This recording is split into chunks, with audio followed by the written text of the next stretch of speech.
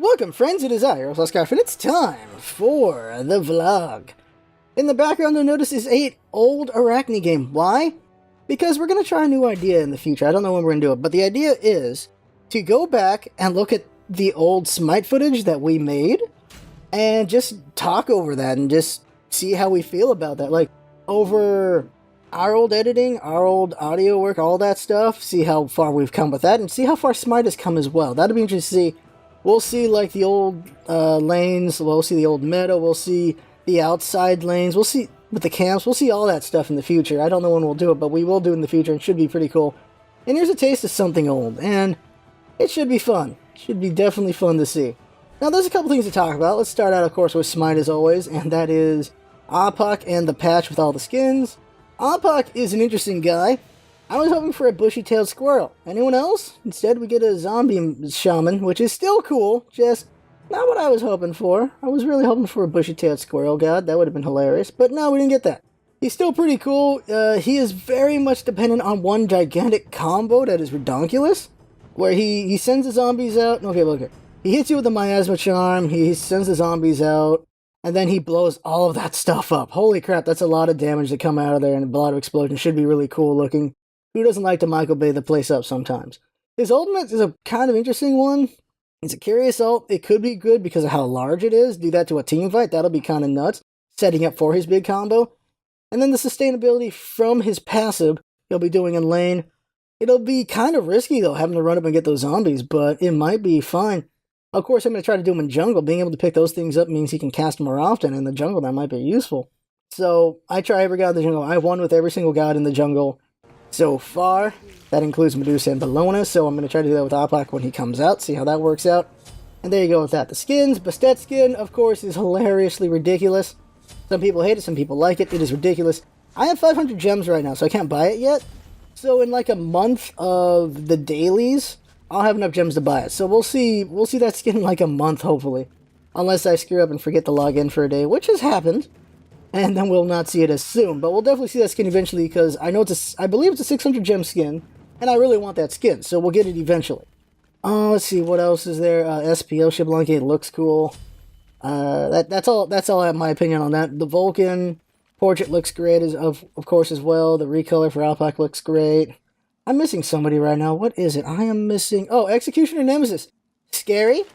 Would still date that, but scary. Definitely scary there. I'm surprised people thought it was Chuck. Like, just because of the eye thing and the axe, but you knew it had to be Nemesis because she's Judge, Jury, and Executioner. That's basically what she is when she's Nemesis. Come on.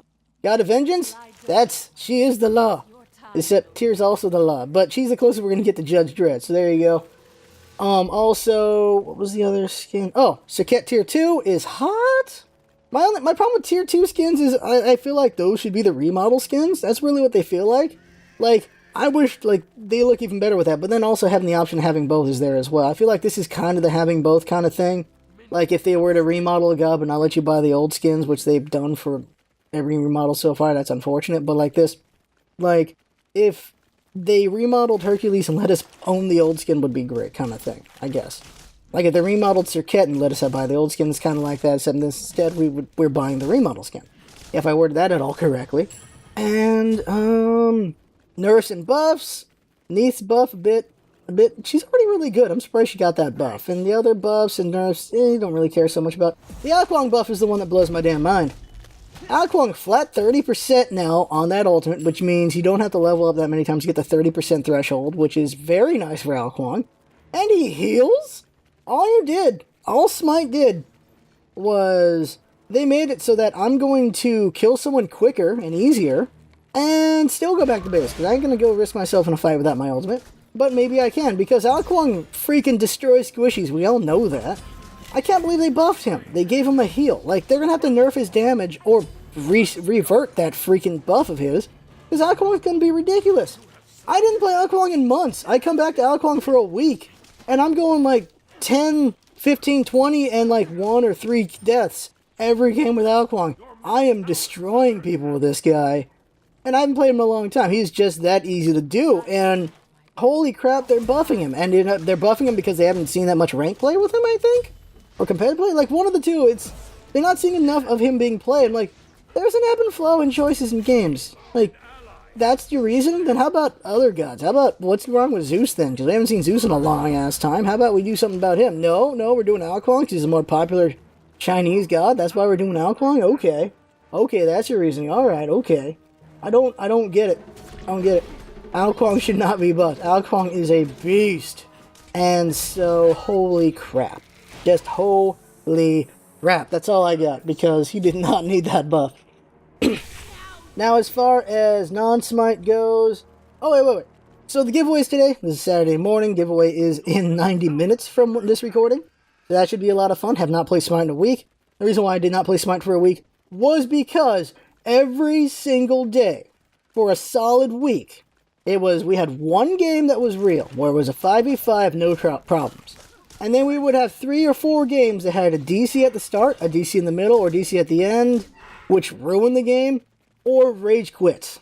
Every single game, except for one every day. And I play like 5 or 6 games a day. So that's 5 or 6 DCs and rage quits a day for a week.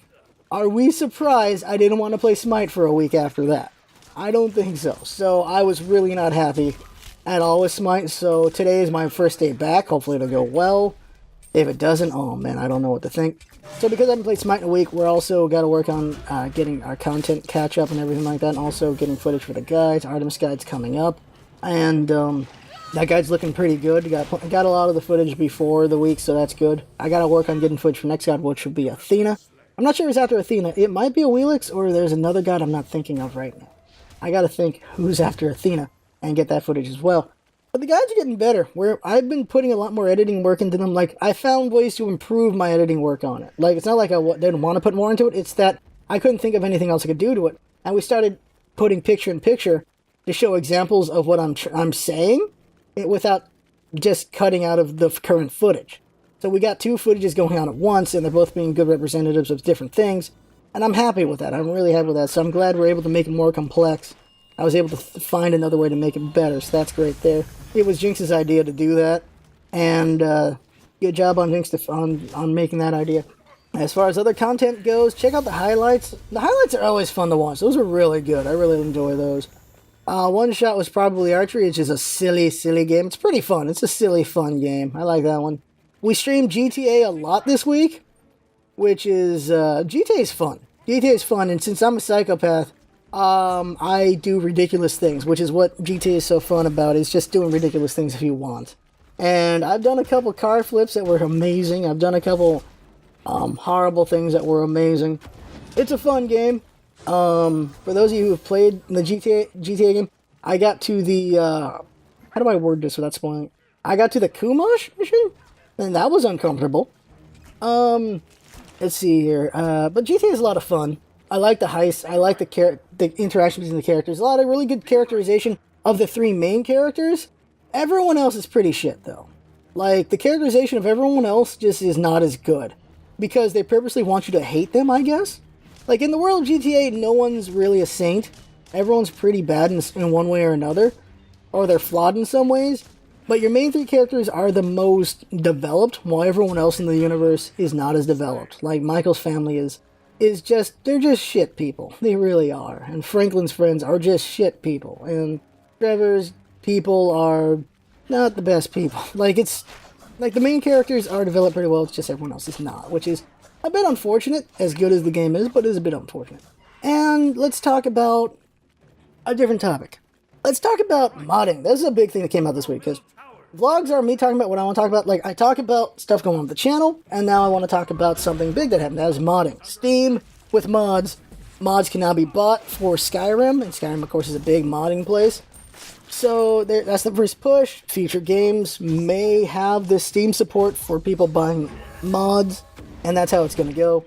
And so I looked at a lot of opinions, a lot of different things. Watched TB's opinion on it. Watched a couple other opinions. Talked with Jinx about it. And here's what I think.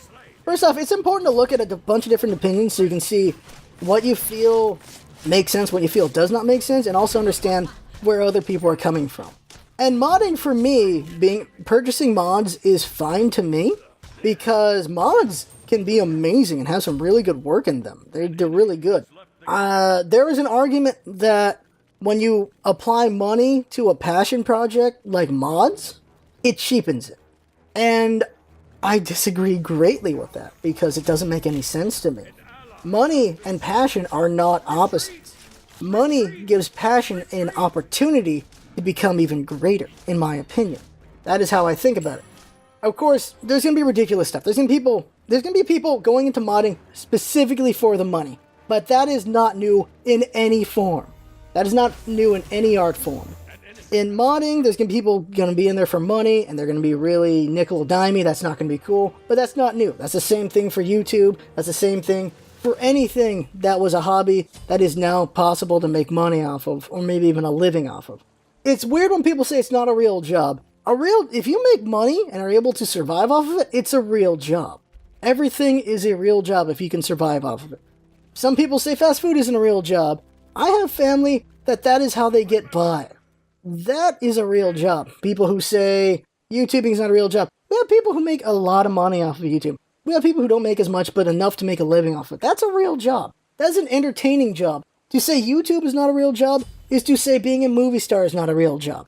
If you feel the same way, then there you go. You have your feeling that it's not a real job. There you go. You've completed that. And for me, that's a real job. Being an entertainer is a real job. A comedian is a real job. Movie star, real job. All these things are real jobs. If you can live off of the money you make, off whatever you're doing, it is a real job. That is my opinion.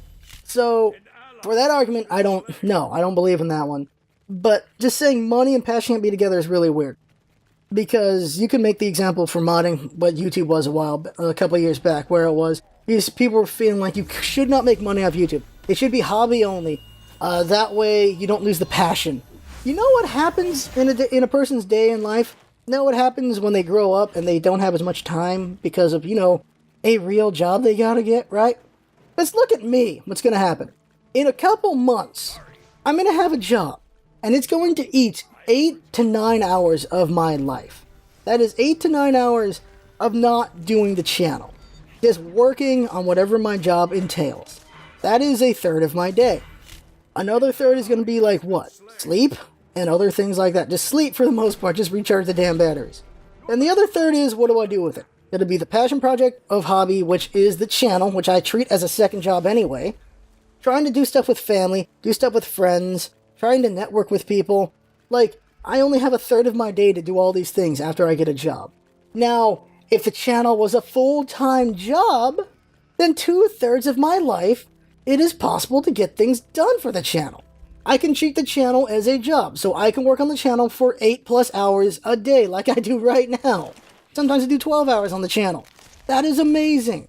Then I have time to do stuff with family. I have time to, find love. I have time to have another hobby. And then maybe marry that hobby to the job of YouTube. Like, come on. Look at that. Time is the most precious commodity we all have in our lives. And it is one we cannot have more of, I guess, besides, not dying early. It is very important. So there are some amazing modders out there. And they deserve to make some money off of it. Because if they are able to make money off modding, and they can do modding full-time, who knows what amazing things they can do. If they could do this much as a hobby, imagine the amazing things they could do full-time. That is the one argument I always have for that, for anything is, if this is a hobby, picture them if they can do it full-time. Always. It's gonna be better. Some people might get lazier, but that's not everyone. It's gonna become more amazing. Like, I spend so much time on the channel, but I also spend a lot of time studying, spend a lot of time with doing all these other things. I still have to split my time. I try to make it work. And it's gonna get harder in the coming months. And I'm gonna do my best to keep it together. But being able to do it full-time would bring so much amazing growth. Because I still have, as I'm doing this, well, I'm a student, so luckily school is being paid for, but I'm not bringing anything home to the family at all. So it is a long struggle. So there's a lot of stress from that. Having less stress from that would really help in improving the channel in a different way. There's different factors in your life that affect how you do different things. That is very vague, but that is what it is. Stress affects things. Just different things affect things. I know we are always improving, but I know we can improve even larger fold if Jinx was able to do things full-time. She's got work she has to do for other projects and things like that, because she's got school, she's got freelance work, she's got all of these other things. If she could go full-time on the channel, we'd see amazing art, we'd see... Her editing's amazing, but we could see her growth in editing go even faster than it would as it is right now. Like, I'm trying to say without undercutting what we've done and what we can become. Because we're really good now, but we're going to become amazing eventually. It would just hasten how quickly it would take us to get to amazing, I should say. That's probably a better way to put it. Modding, it should be alright for them to be able to make a living off it if they can. If they're good enough. Free market, people. Free market. People will decide with their wallets if it's worth it or not. You're going to see people do some really scummy nickel and diming, but all you got to do is not pay into that. Don't pay into these nickel and dimes, and they won't make anything. Simple as that. Find the good quality ones that are at a price you feel are good, and then you buy those. That is the free market. You're going to see really dumb purchasable stuff. You're going to see really good purchasable stuff. That is going to happen. That is how free market works. And you decide with your wallet. It's unfortunate to not have all these awesome free mods anymore, but it's also, they deserve something, don't they? I don't know. You see people do donation pages for their stuff all the time. And some are going to do pay what you want. Not everyone's going to do just flat purchase. Like, there's going to be some really great mods that you have to pay money for. There's going to be some really great mods that are going to do pay what you want. And I know not everyone has money to buy into all these mods. That's an unfortunate reality. And that's just how it is. But money is important because it keeps people alive. It keeps people going. It helps with sanity. It helps people. It just does. Money is just important because it facilitates the ability to continue your passion. Because that's the world we live in, where we need to be able to stay alive, obviously. Really.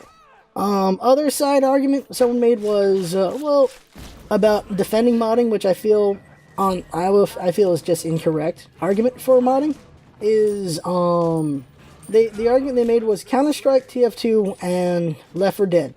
Like, the argument was they started out as mods, and now they're full-fledged games that you bought. Yeah, we didn't buy the mods, though. I think, if we're talking about the origins, Counter-Strike, probably people would have paid for that mod, because that was a pretty good one. Team Fortress 1, I never really got into that, so I don't know about that. Left 4 Dead, my understanding is, I don't remember that being a mod at any point. I really don't. The versions that we've bought, CSGO, TF2, Left 4 Dead. Left 4 Dead's a full-fledged game you had to buy.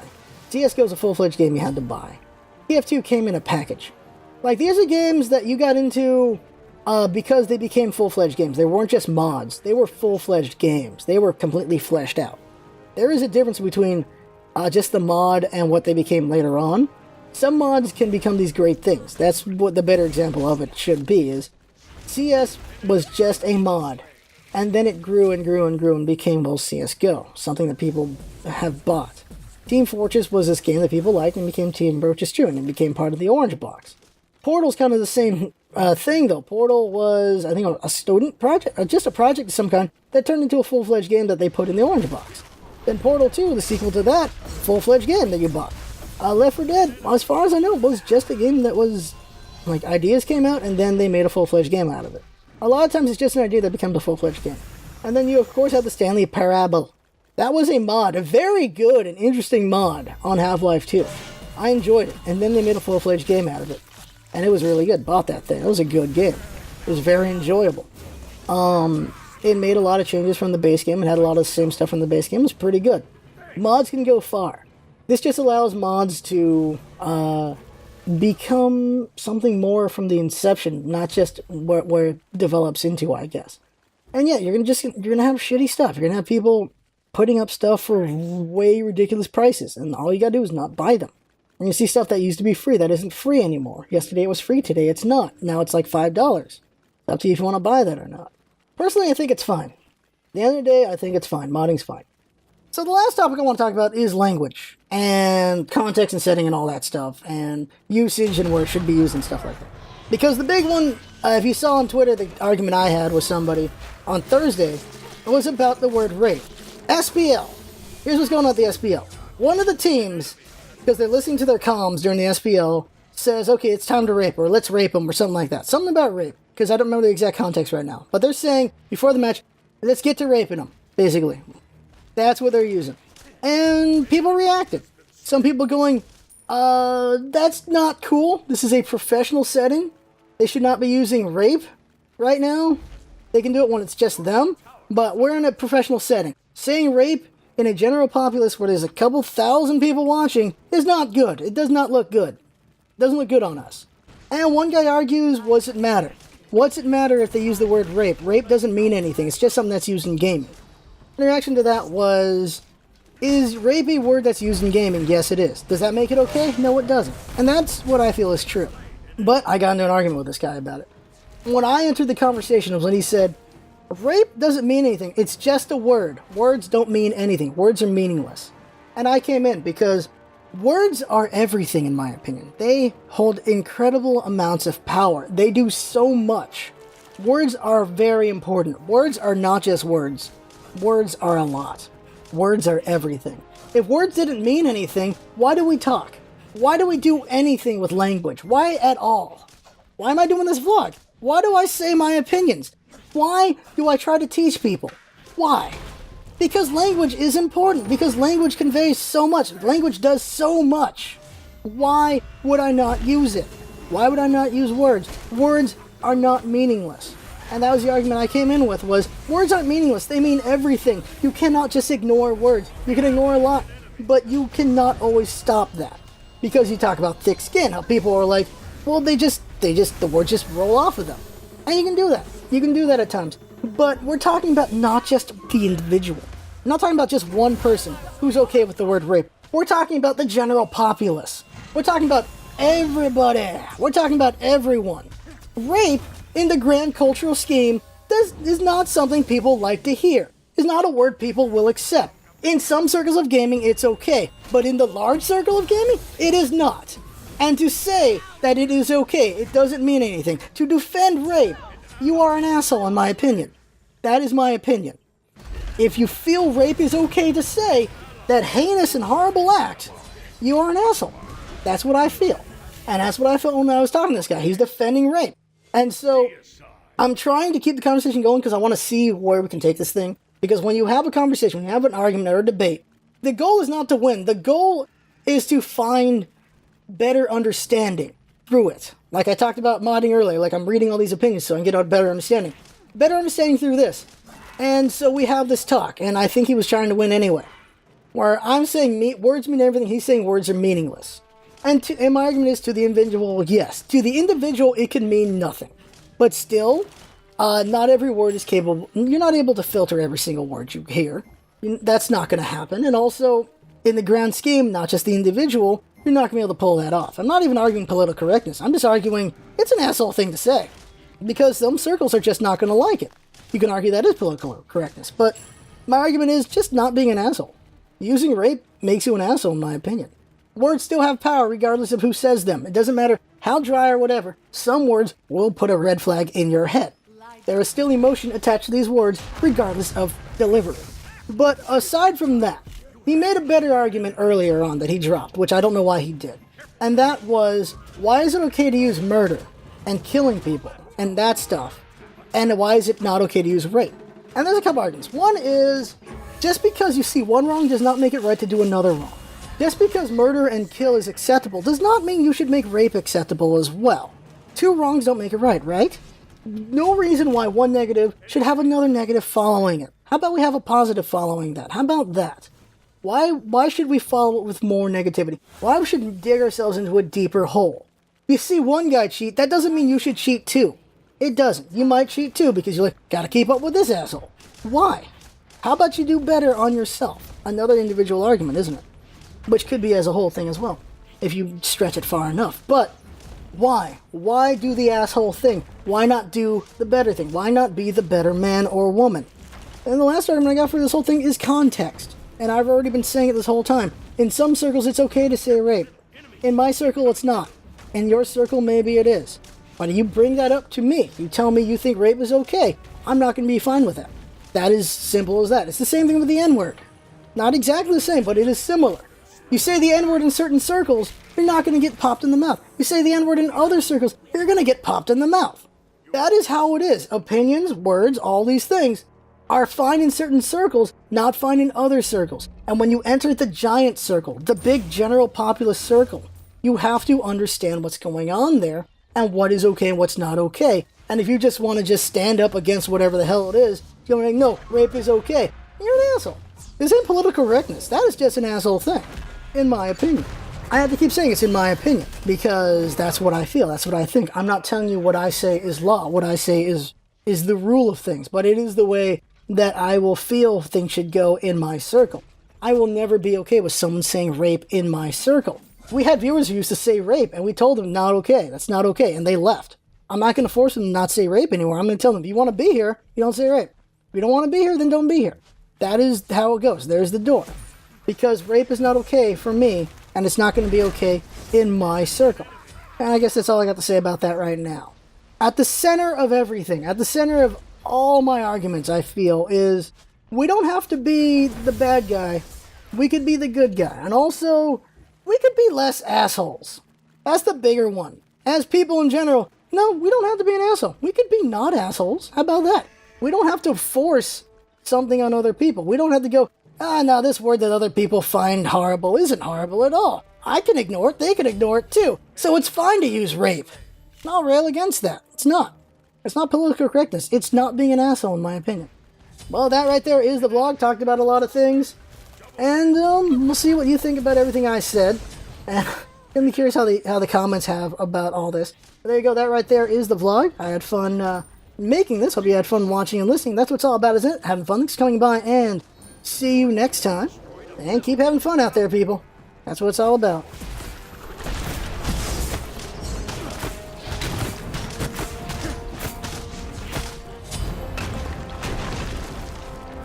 Your team has destroyed a middle enemy tower.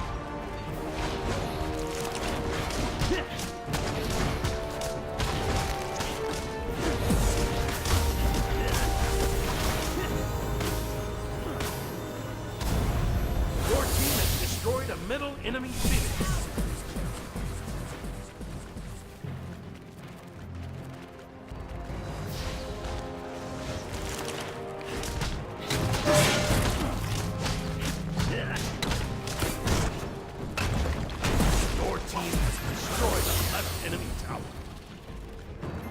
Be right back.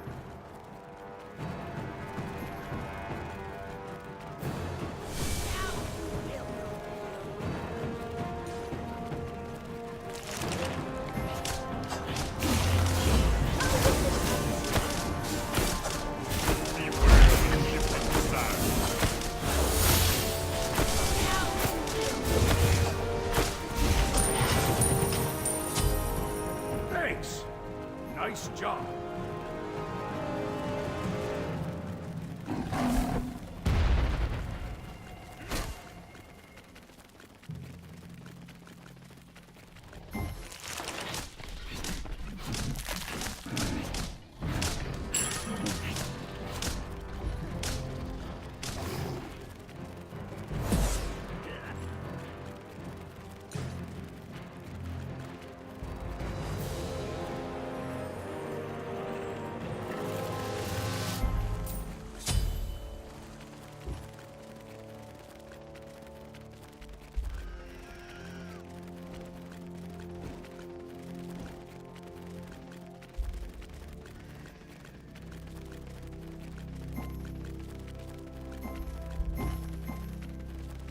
Thanks. You rock.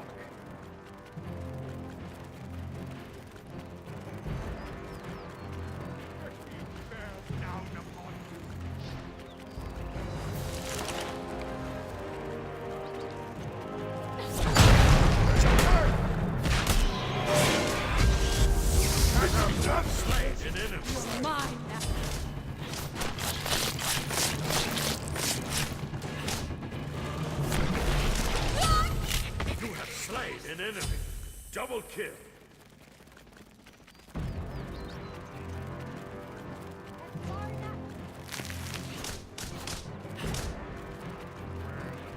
Lie down, my babes. Your time will. An enemy has been slain. Enemies! Incoming middle!